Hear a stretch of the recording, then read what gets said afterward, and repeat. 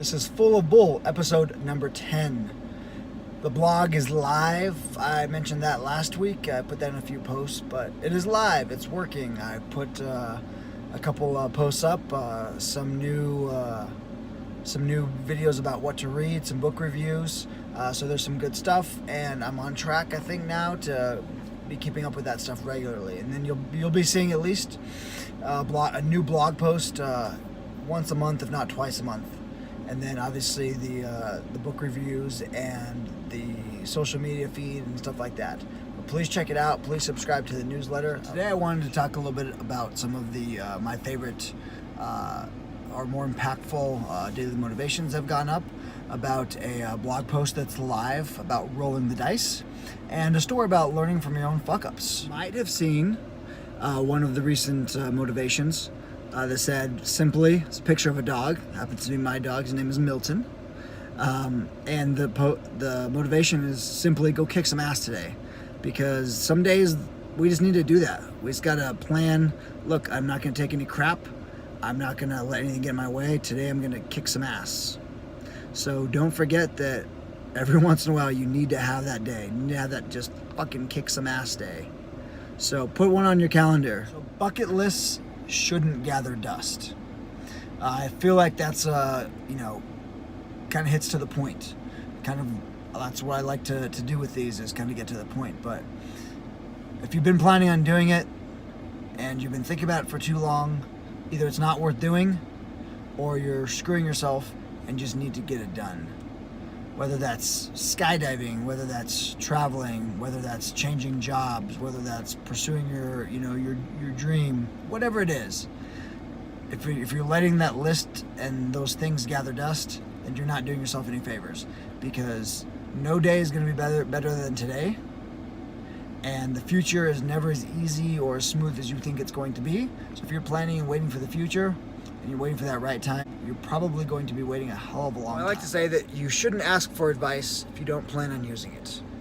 It's too common where people want to get input from others. They want to talk to you about things. They want to discuss things. But really, they don't care. They're going to go do whatever they're going to do. And really what they were looking for is they were looking for you to validate whatever their initial thought was. If you're that person, and you typically do that, don't even ask for the advice. Just do whatever it is that you were going to do originally.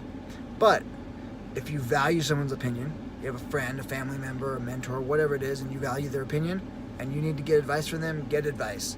But take it to heart and put it into practice.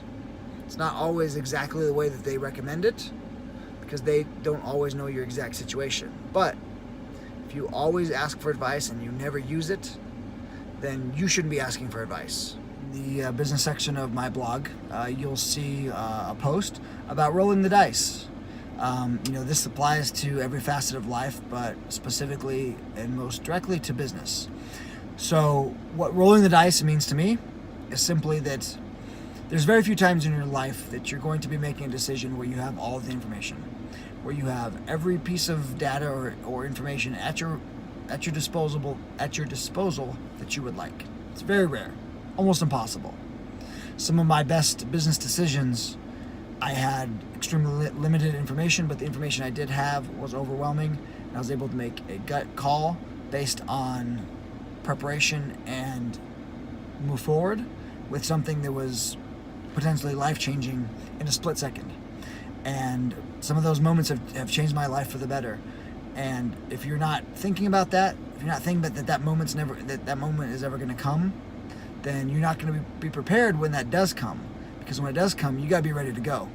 You can't then sit around and think about it for 10 minutes or an hour or 2 days or 2 weeks or a year from there. You got to make a damn decision. And so if you're not ready to make a decision, when it comes to the point, you're going to freeze. And then you're going to miss that opportunity. Or you're going to make a judgment that isn't the right thing, that isn't the right judgment, because you were put in the spot. So think about situations that might call for you to make a potentially life-altering judgment in a matter of minutes, sometimes seconds. And if you're prepared for that, and how you can get prepared for that, because that's why I call rolling the dice. I call it rolling the dice because, like any dice game, there's no guarantee about what's going to happen. But whether or not the decision was the right decision can't always be judged by your outcome. So even if you make a decision and you're confident that in that moment you made the right decision and it didn't work out the way that you wanted, it doesn't necessarily mean that you made the bad decision. In the same respect, if you make a decision and just because it works out the way that you wanted, it doesn't mean that you made a great decision. It doesn't mean that you're a genius. You might have gotten lucky. So you need to be aware of that. So if all you're looking for is to be able to make a decision with all the information, it's not going to happen. And those amazing opportunities are going to pass you by. So you have to do the homework now and think about those things that might come up, because when they do come up, you have to be prepared and you have to be ready to roll the dice. So I would like to tell you a story about when I learned from my mistake the first time. So now, we don't always do that. I don't always do that, but it's a valuable tool. It's a valuable skill. So as a kid, I had a fort in my backyard. My dad and I had built the fort. I was around a tree, and whereas a lot of forts and things, are just kind of a wood base in the tree, this was a whole little structure that was built around the tree. So I actually would, do little campouts and things inside, and when the weather was nice, lay on the top floor. So I had kind of a trap door in there, so it was really cool. So I was sitting one day up top, and there was a wasp nest that had built up in that tree. So I wasn't really familiar with wasps. I was fairly young. I was familiar with bees though, and I knew that bees, when they sting you, they die. And I knew that my brother was allergic to bees, but I wasn't. So I wasn't overly concerned. And so I was up there playing. I think I had a friend, we were hanging out, and this wasp lands my arm. Before I can shoo it away, he stings me. So in my mind, I was thinking about the way I react to a bee, and that a bee is gonna die, fall off, and I don't even have to think about it again. So little did I know that wasps can sting you and then pull out and then sting you again. So this little fucker stung me in the arm. I didn't bother to squish it because I thought it was just going to die anyway. And so he pulled his little stinger out and he stung me again. And so I finally reached over and squished him and threw him to the ground. Now, I tell you this story because I've never been stung by a wasp since. And if a wasp gets near me, I'm smashing the hell out of that thing before it gets even near me.